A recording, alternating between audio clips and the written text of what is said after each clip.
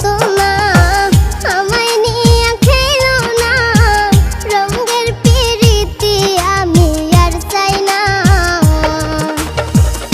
আমি খেলার পুতুল না, আমায় নিয়ে খেলো না, রঙের পিরিতি আমি আর চাই না।